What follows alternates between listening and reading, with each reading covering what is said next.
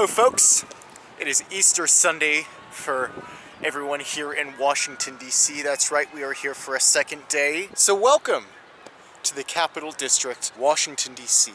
It's a bit chillier than it was yesterday. That doesn't mean people are not out here right now. I mean, this place is huge, not just the Capital District, but just the surrounding metropolitan area. It's huge, so you're always going to expect people here walking around, especially so in the National Mall. But as you can see, we left off last video, yesterday, at the front of the US Capitol. And now here we are picking up from where we left off. Selected to be in this location a little over 200 years ago, Washington D.C. was located right here in the middle of these gross mudflats.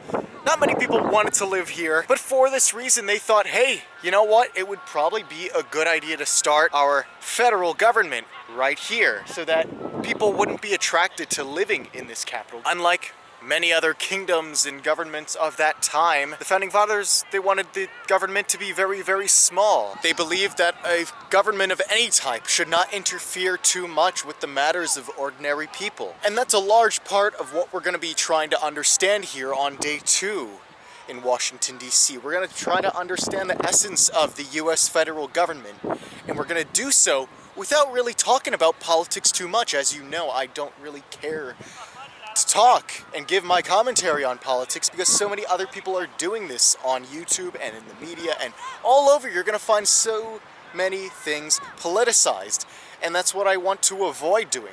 So we're going to try to do that without talking about politics too much, because we can still cover the cultural significance of the US government without delving into that political cesspool, you know? So, shall we resume our adventure here in Washington, D.C. on the coverage project? I say so. Let's get into it.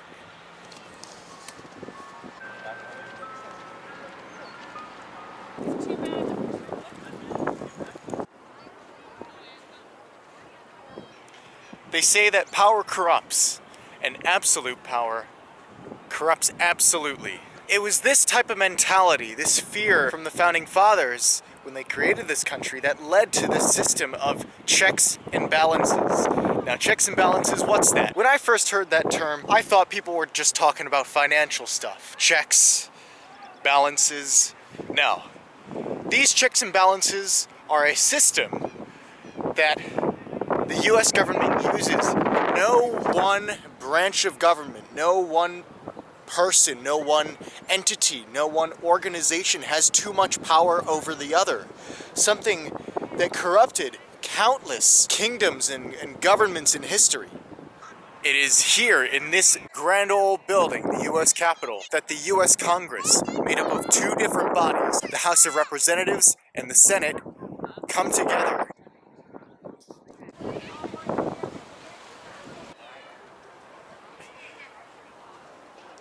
This Capitol building is a massive structure. Most Capitol buildings from state to state are pretty massive, but I think this might take the cake.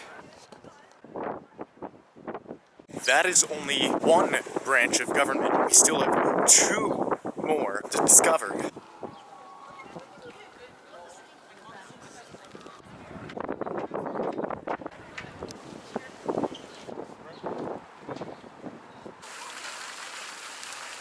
Behind us now is the U.S. Supreme Court building. Ever heard of the judicial branch? This is the second branch of our checks and balances system. The Supreme Court, who resides in these buildings and makes the important decisions that affects us as citizens, they are the ones who deem whether laws are constitutional or not.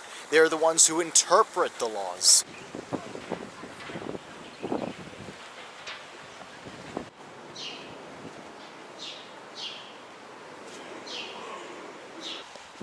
Before we head over and discover our 3rd branch of U.S. government, I want to take a detour because it's close by. I don't want to have to walk all the way there and then walk all the way back, because this is once again an iconic place to visit. This is the Library of Congress. It's a world-famous library and one of the largest in the world. In here you can probably find copies of every single book you can think of. I like books. Do you like books? Hopefully you like books, because we are going in this huge library. Never mind, it's closed. On to the next thing. Given that it's Easter Sunday, it's a mixed bag, because on one hand you probably get less crowds than any other day or weekend, but on the other hand a lot of things are closed, not just because it's Easter, but just Sunday, the day of the week. Messes up a lot of the sightseeing adventure, but onward we continue.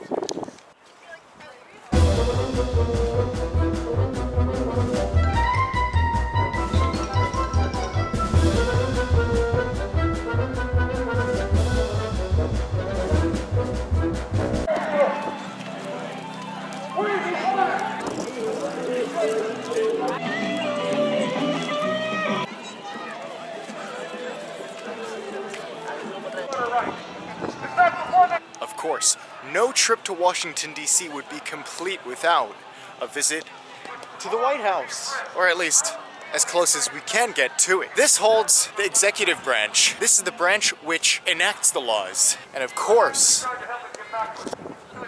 there's no avoiding politics in the federal capital, of course, that's just a given.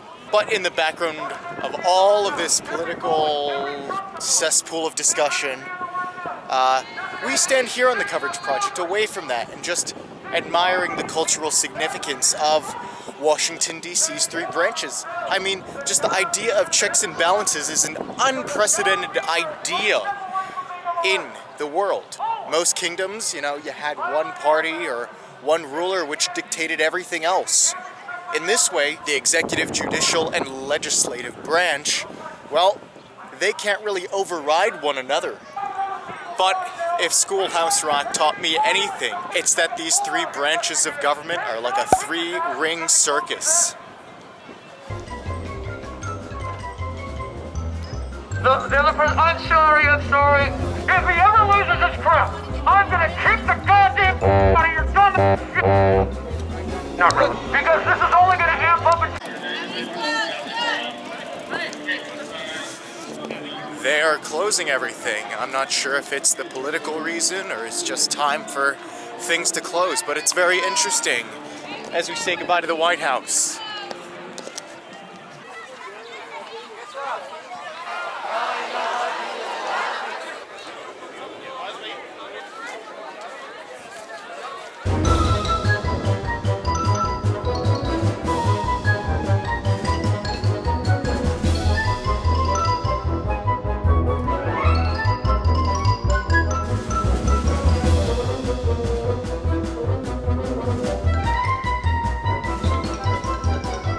Alright, now that we are familiar with the three branches of the US government, I thought we'd do a little something extra. Something, well, rather someplace that I think is a little bit off the beaten track. It took me a while to just walk here from the National Mall, but is totally worth the walk, the distance. I have thus far already given you a good tour of Georgetown, a little bit to the west, but still in the realm of Washington, D.C. This was actually a small little village or township or whatever before D.C. was made a federal district. In the general downtown area, I hope you could admire the rustic old historic beauty of those buildings. Now, of course, they're part of this trendy area, but they used to have a lot of history in them. And here in Georgetown, one of the best things you can do is just go on a natural stroll through this Georgetown Canal. The beautiful, calm waters of this canal going along what could have been mills or industrial buildings. Oh, it's beautiful. A while back we were in Cumberland, Maryland, and I talked about the Chesapeake and Ohio Canal. Right here in Georgetown was the start of it. I mean, look at this. I mean, don't look at that box. That's kind of ugly, but this was one endpoint. I mean, we are very close to the Chesapeake Bay, and so this canal was built in order to bypass the very precarious waters of the Potomac.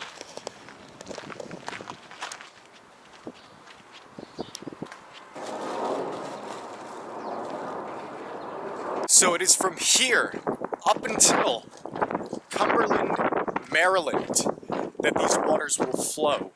And historically, this allowed whoever to get their ferries on this thing and perhaps transport their goods. That is, until the Baltimore and Ohio Railway, a more efficient transportation system, took hold as this region's primary means of shipping goods long distance. Nevertheless, this canal is luckily preserved for us visitors to take a look at the historical and cultural impact that this little waterway had on this Washington, D.C. area.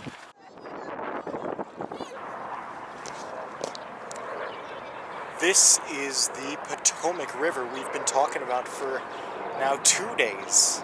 This is the river which, starts in the highlands of Appalachia and then drains into the Chesapeake Bay. It's quite a mighty river to behold, and I'm very glad we get to see it right at the end of our adventure today. Now, those high-rise skyscrapers over there may give you the impression that that is also a part of Washington, D.C. And though I will concede that it is part of the Washington, D.C.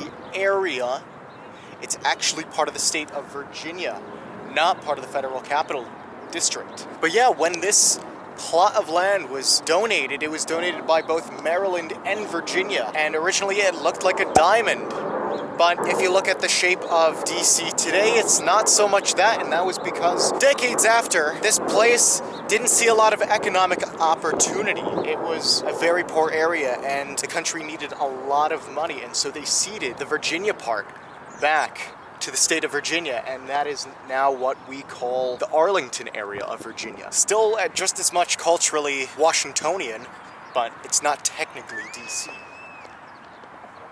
But just like DC eventually had to end its dominion over its once great territory, we must end this video. 2 full days of exploring what is here in Washington, D.C., an amazing place. What was here just a little over 200 years ago, mud flats, boggy environments, is now a global, worldly city full of influence, culture, and I'm glad that after 20 states, we finally get to go to this federal district. What a wonder.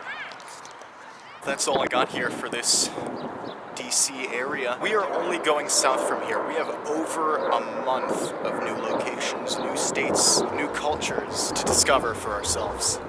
So I'll just leave it at that. So sitting here along the beautiful Potomac River here in Washington, D.C., more travels to come. I will see you at the next location.